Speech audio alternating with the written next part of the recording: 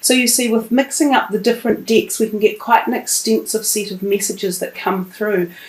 So we will be reading them via the columns. We will start with the first column on the left, the Two of Pentacles up the top.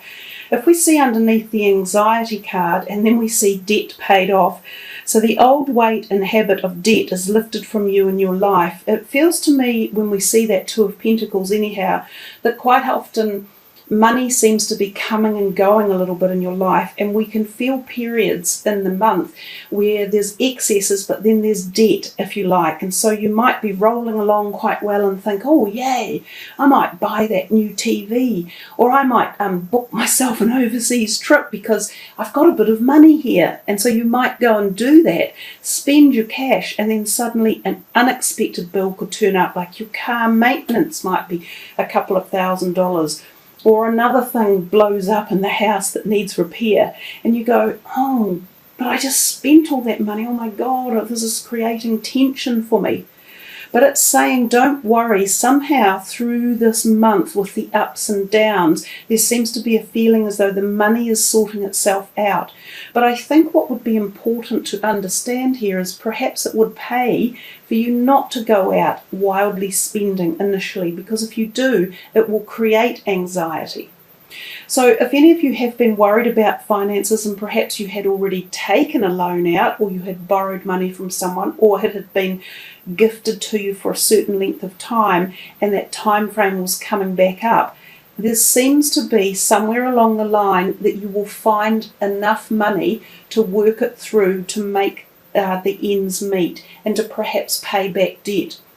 See if you can remember if you had any other funds placed anywhere that you could call upon and utilise. Some people forget that they might have a separate bank account with some money in it, or they might have some money in their shares and they could perhaps cash up some shares. Some of you may have invested a little bit of money, and it might have appeared to be going up and down, a little bit like the cryptocurrency issues at the moment. They have dropped, billions and billions of dollars in the month of January. So some of you might have had money in there and be worried about it. But I think that it's going to be up and down for a while. So if it is about investing, watch it carefully. It's a roller coaster, but try and pull out at the right moment, and it might work for you. If this is about your job, some of you may be in for a slight pay increment. You might get a pay increment which helps to tie away the anxiety and helps to pay off the debt. For others of you who might be self-employed or waiting on money to come in one way or another, contract payments or something like that, you could find it's a wee bit slow. And this is why this might be creating a bit of anxiety for you. But just look at the bottom card and focus on that. So focus on the things that you do want, not the things you don't want to have happen. We come to this next line and we see justice, and then we see victory, and then over here we have the Ace of Swords. These two cards together can often represent, interestingly enough, an indicator of a divorce or a separating of the ways. Now this can be in through the personal relationship stage, such as the intimate ones, like a long-term co-living partner or a marriage, or a long-term romantic partner. It can often symbolise that there's a separating of the ways. It can also be a business that ends up separating. So we'll stick with this first column here anyhow. The Justice card talks about bringing balance into our life in some areas. It's also the card of the Libran energy. So this can be to do with air sign people or energies or issue as well. That often means communication. Sometimes this is in the form of something written, such as a legal document that is handed to you, or some of you may be attending family court issues or court scenes or places where you have to go about legal issues. It usually bodes well and says that it's going to be in your favour and that there is success coming. And underneath we had the Victory card. So if any of you have had issues to do with legal boundaries or even financial legal boundaries or family issues, about children or the breaking up of a business or marriage, it could be starting to go through the legal court systems, but it feels as though the bonus or the the general weight of the situation will pay fairly favourably to you. The last card at the bottom is goodbye to the old, hello to the new. And it says you've finished one part of your life and now a new and even better part is beginning.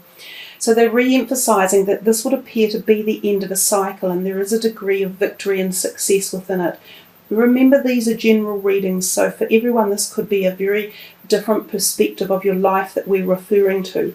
But it seems like you're saying goodbye to some old cycle and you're starting into this new phase. The Justice card at the top is also very much about karmic life patterns. So this can be that you have fulfilled a karmic debt, or you have learnt enough wisdom and you are able to move into the next phase or category of the turning life, of the wheel of life, if you like.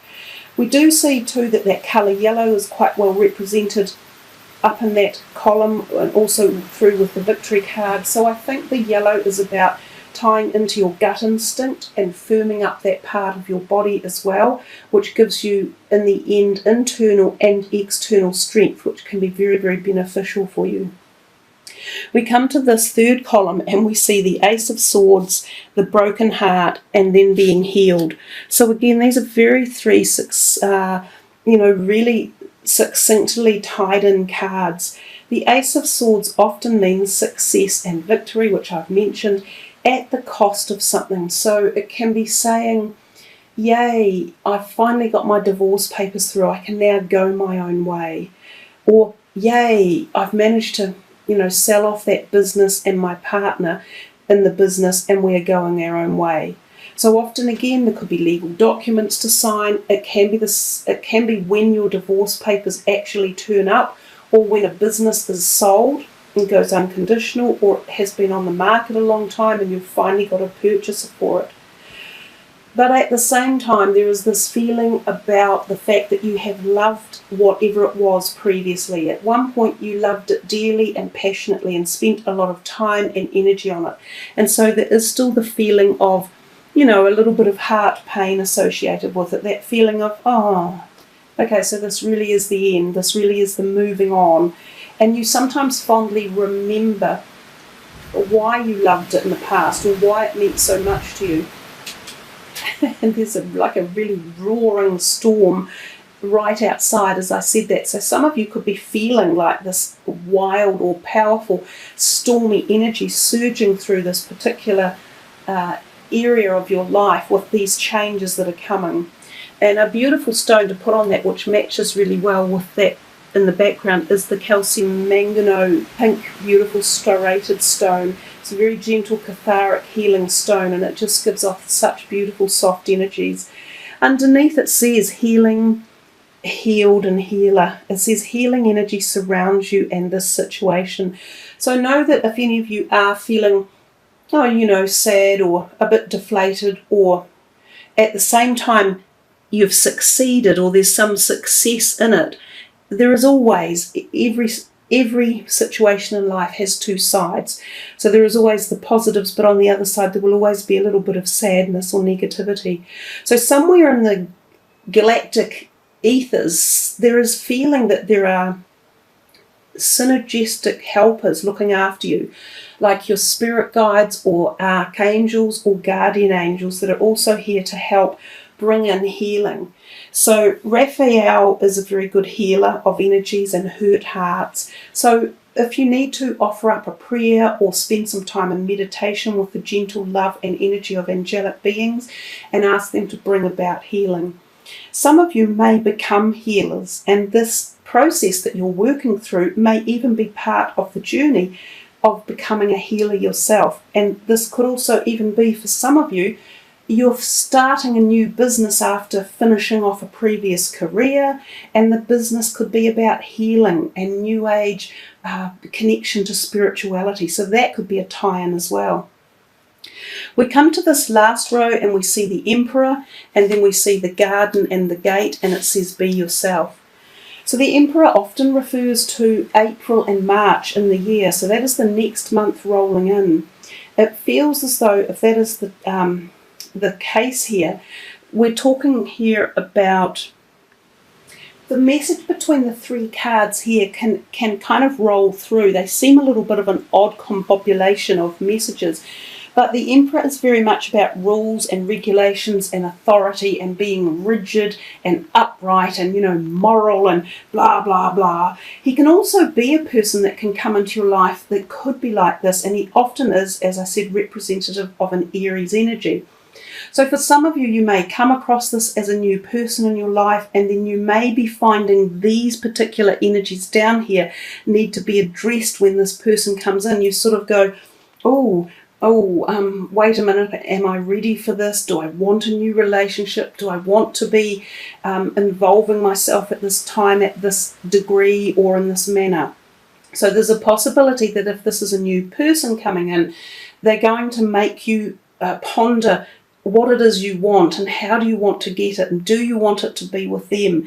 And then you've got to know about being yourself and not allowing someone else to put rules or regulations on you that you don't like, because that can be the case when the Emperor is around.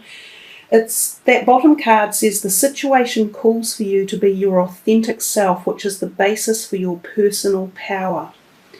So the card in the middle also represents very much about connecting at the spiritual level. It's about understanding that there is this beauty and there is this whole world of connectivity out there, and spiritual attainment and enjoyment and flourishment and wealth and opportunity. But the little girl actually has a key tied around her neck, and she hasn't opened the gate to go in because she is afraid to possibly take the steps. She's afraid to be herself because are rules and regulations stopping her? Are they making her think too much about opening herself for more freedom? So this end row is actually far more convoluted than it would appear to be in the beginning, and I think for each of you it will represent something different at a very different level. But if we are talking about questioning your beliefs or your ethics or your role in life, or how you feel cuckolded by rules and boundaries and moral ethics, religious beliefs or family issues, you may be thinking, I'm not sure if I should break free, or I'm not sure if I want this anymore, or I'm not sure if I'm being honest to myself. So there seems to be a great deal of contradictory thought and energies going on in this last line, and I think it addresses you at a very deep personal level. And again, for each of you, this will be very intrinsically personal and different for each of you, but I think it follows through from that January the 15th new moon that has really set the tone for the year, and also the eclipse on January the 31st.